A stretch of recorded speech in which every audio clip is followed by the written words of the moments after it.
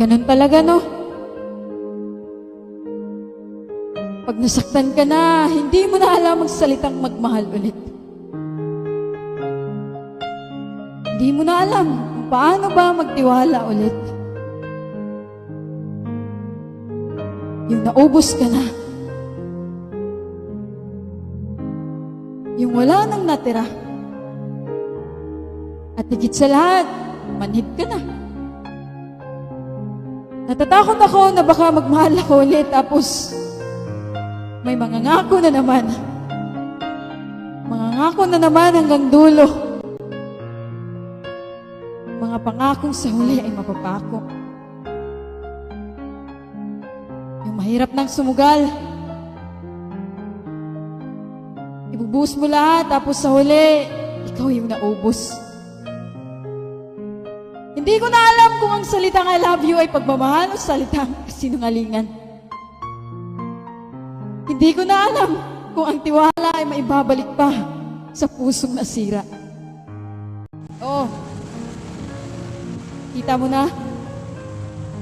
Ito yung epekto sa pag-iwan mo. Ito yung dinulot sa sakit na binigay mo.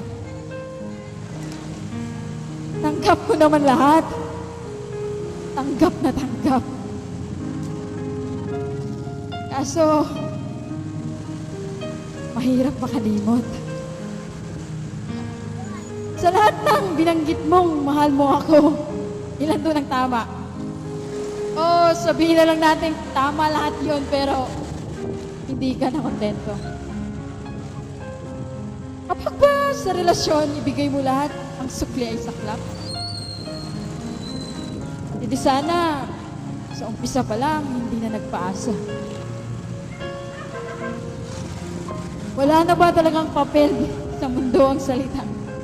Pipiliin kita kahit ang gulong-gulo na. Nakakatawa lang, no?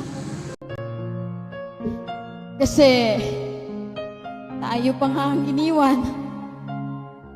Parang sa atin pa ang malaking kasalanan. Isang araw may nagtanong, natakot ako bigla nung may nagsabing, gusto ko na bang magka-jowa? Sabi ko, oops, teka lang.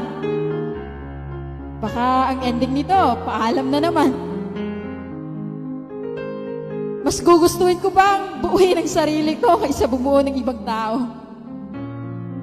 Kaya yun, lumingon ako sa kanan, pagtingin ko, sarili ko ang apektado. At lumingon ako sa kaliwa, buti na lang, hindi naubos ang mga luha. Ayun, nakita ko na ang solusyon na dapat ang sili ay mauna kaysa siya.